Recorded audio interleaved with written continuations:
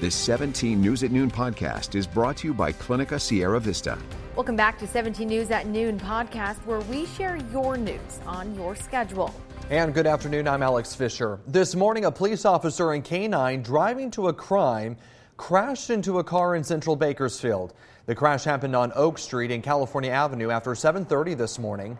BPD says the officer and his police dog were responding to help other officers who were chasing someone they believe stole a car. Police say the officer had its lights and sirens on as he went slowly through the intersection. Although the other driver had a green light, police say they did not yield to the police and the two cars crashed. The other driver's car overturned and hit two other cars. Officers say no one was hurt, including the police dog. A bizarre and unsettling night for people in California City after a bear was found wandering around a neighborhood. The 400-pound bear was found walking around the neighborhood near 90th Street last night, but it wasn't long before police were able to catch the bear. Officials say the bear was released back into the wild early this morning. No one was hurt.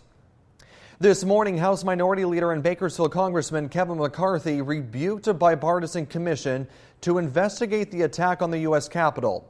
McCarthy released the statement this morning. It was a lengthy statement and said Democrats did not negotiate fairly with Republicans. He argues multiple investigations into the riot already exist.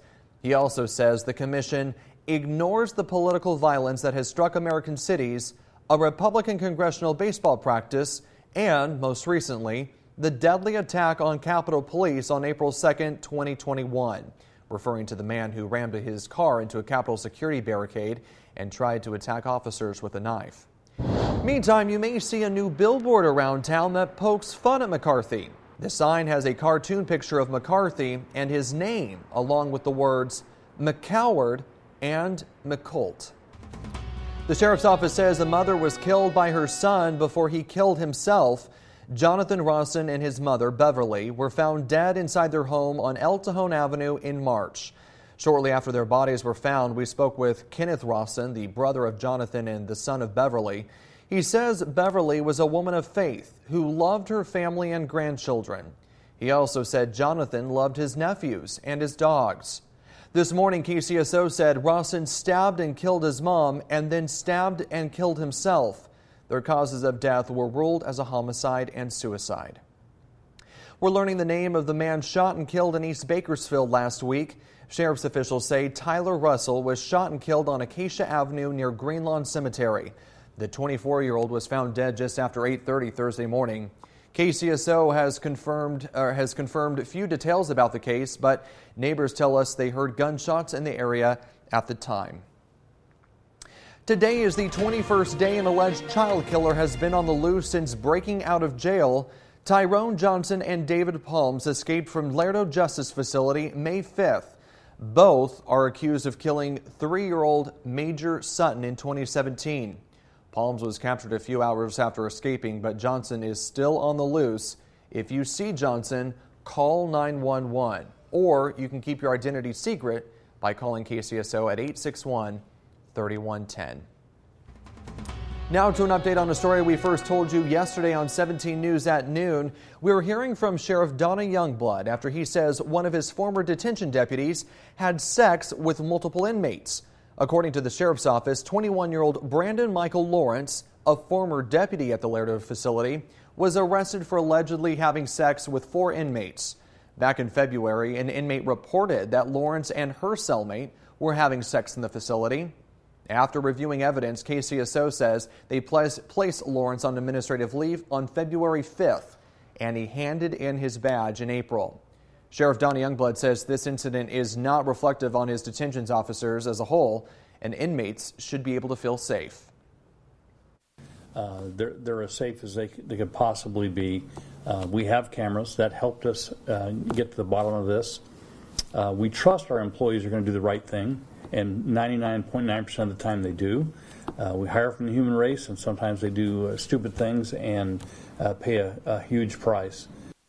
The DA's office issued an arrest warrant, and Lawrence was taken into custody yesterday. Disappointing news for those who were hoping to enjoy the concerts, rides, and food this year at the Kern County Fair. The board announced the fair will not go on in 2021 due to the pandemic. Board members said restrictions have not eased to the point where they could put on the event, which draws tens of thousands of people every year. CEO Mike Alcott also said it takes more than a year to plan the fair people are used to seeing.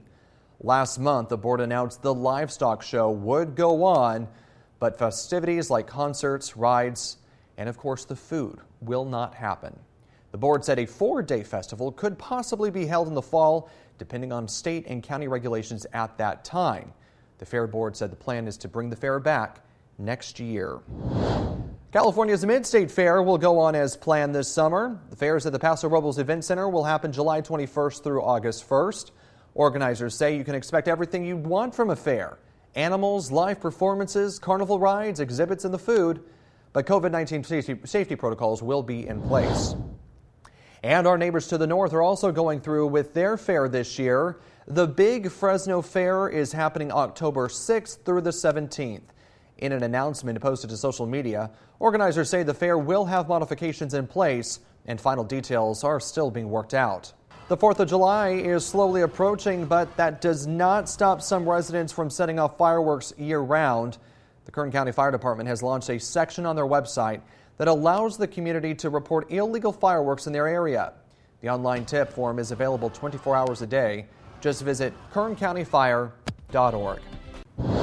Looking ahead to this Friday, we're getting ready to celebrate Kern County graduates at State Bakersfield's commencement ceremony. 17 News at Sunrise will be live from CSUB all morning on Friday to honor graduating students across Kern County. We'll share the inspiring stories of students adapting to the COVID-19 pandemic, along with live interviews and advice for local grads. CSUB will be holding 6 ceremonies this year with nearly 2,800 graduating students. Again, it's happening Friday right here on 17 News. And it's a big day for Garces High School as seniors will get the chance to walk across the stage and accept their diplomas later tonight. The in-person graduation for tonight is happening at 7:30 p.m. on Sam Tobias Field. We'll have more on that tonight on 17 News at 11. The 17 News at Noon podcast is a production of KGET and Nexstar Media Group. For more on all of the headlines in today's show, head to kget.com.